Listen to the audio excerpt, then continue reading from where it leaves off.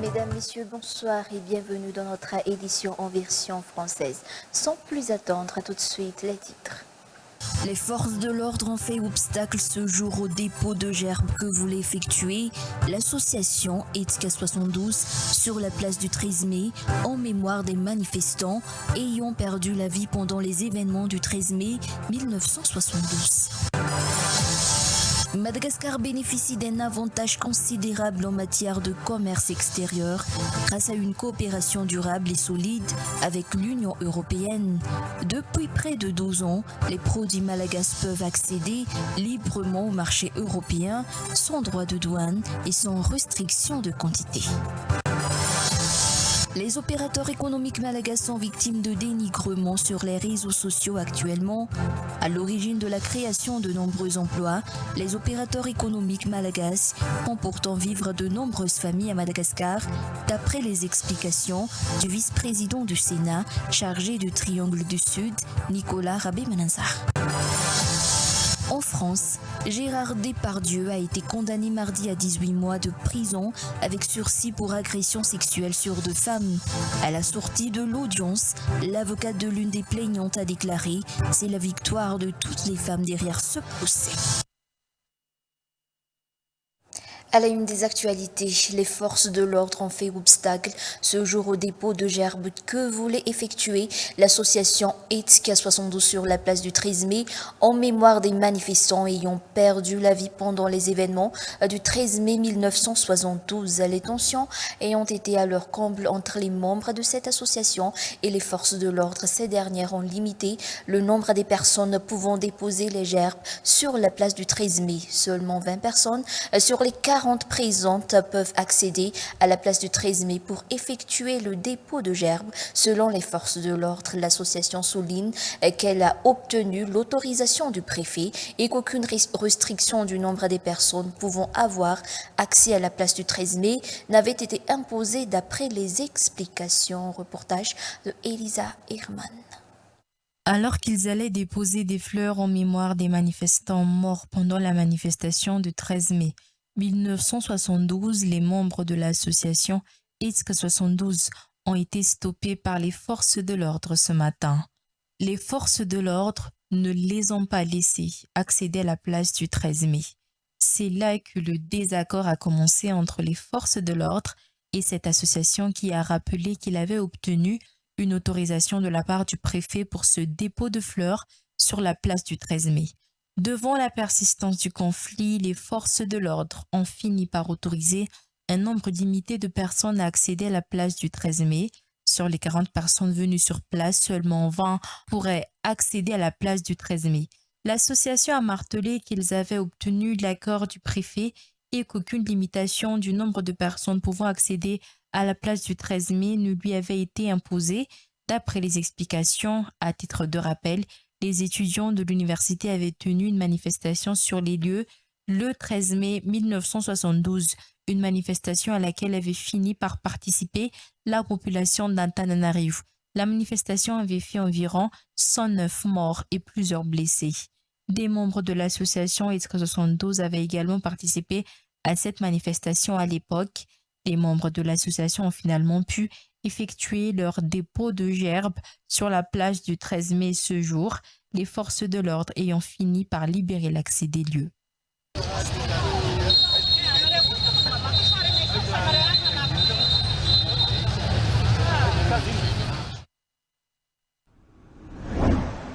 Madagascar bénéficie d'un avantage considérable en matière de commerce extérieur grâce à une coopération durable et solide avec l'Union européenne. Depuis près de 12 ans, les produits malagasy peuvent accéder librement au marché européen sans droit de douane et sans restriction de quantité. L'ambassadeur de l'Union européenne à Madagascar a réaffirmé que les relations commerciales entre Madagascar et l'Europe restent stables et durables. Reportage de Santacha Lantonirinienne. La coopération entre Madagascar et l'Europe restera stable et durable, a déclaré l'ambassadeur de l'Union européenne, Roland Kobia, lors de la journée porte ouverte sur la RSE, responsabilité sociétale des entreprises. C'est un avantage considérable pour les entrepreneurs et entreprises malagasy, car depuis 12 ans, les produits malagasy bénéficient d'un accès libre au marché européen sans payer de droits de douane et sans limitation de volume. Il n'y a pas de surprise, vous avez 0% de droits de douane à payer quand vous entrez dans l'Union européenne. Il n'y a aucune restriction quantitative à l'exportation et on vous accompagne, on travaille avec Madagascar dans la réalisation aussi des standards qui sont nécessaires pour entrer sur le marché européen. Donc avec nous, il y a la certitude, le taux d'importation dans l'Union européenne il est de 0%, demain il sera de 0% et après-demain aussi. Actuellement, jusqu'à 25% des exportations malagasy sont expédiées vers l'Union européenne, notamment des produits comme la vanille, le textile et les ressources minières. En parallèle, environ 19% des importations de Madagascar proviennent de l'Union européenne, incluant des machines, des produits pharmaceutiques et des biens de consommation courante. Les opérateurs économiques malagasy sont victimes de dénigrement sur les réseaux sociaux actuellement, à l'origine de la création de nombreux emplois. Les opérateurs économiques malagasy font pourtant vivre de nombreuses familles à Madagascar, d'après les explications du vice-président du Sénat chargé du Triangle du Sud, Nicolas Rabemananzar. D'autre part, le public ne devrait pas faire l'amalgame entre la vie politique et professionnelle des opérateurs économiques. Récit de Zoura Bardzon sur les images de Ismaël Ndjian-Zafnien. Depuis quelques jours, un opérateur économique malagasy est victime de dénigrement de la part de politiciens malagasy. Il est déplorable que les Malagasy n'aient pas encore réussi à se débarrasser de cette fâcheuse habitude à se dénigrer entre eux. Or, cet opérateur économique malagasy emploie des milliers de Malagasy dans sa société, assurant ainsi une source de revenus stable à de nombreuses familles malagasy. Porter préjudice à cet opérateur économique équivaut à faire du tort à toutes ces familles, d'après les explications du vice-président du Sénat en charge du Triangle du Sud, Nicolas Rabemananzar. Il est crucial qu'un opérateur économique puisse exercer ses activités en toute sécurité, car ces derniers dépendent les sources de revenus de plusieurs familles, selon les dires du vice-président du Sénat. Pour un opérateur économique, faire de la politique est un choix personnel qui n'a rien à voir avec ses activités professionnelles, d'après toujours le vice-président du Sénat, Nicolas Rabemananzar. Il a même cité en exemple le cas de sa société TV+ Madagascar. Les employés de TV+ accomplissent leurs tâches quotidiennes au sein de la société, tandis que le PDG Nicolas Rabemananzar s'acquitte également de sa mission en tant que sénateur. Ses activités au sein de TV+ n'ont rien à voir avec sa vie politique. D'après toujours ses explications, Nicolas Rabemananzar a voulu passer un message fort. La solidarité entre tous les Malagasy est cruciale pour l'avenir de notre pays. De nombreux différents sociaux émaillent les relations entretiennent entre les habitants de la commune d'Ambouimangakil, selon le directeur général du centre de conseil juridique de la dite commune. Ces différends prennent plusieurs formes: les litiges fonciers, les problèmes conjugaux, les vols de téléphones portables, de motos et d'autres biens. D'après ces explications, la création d'un centre de conseil juridique va permettre à la résolution de ces différends. Selon ces dires, ce centre va grandement aider les habitants, selon le maire de la commune d'Ambouimangakil, Mikan Jemboulaza et Arfidi Rakoutmanalina. De nombreux conflits sociaux se produisent régulièrement dans la commune d'Ambou-Mangakil. Selon le directeur général du centre de conseil juridique de la dite commune, ces conflits peuvent avoir différentes causes, notamment des litiges fonciers, des problèmes conjugaux, des vols de téléphones portables ou de motos, entre autres.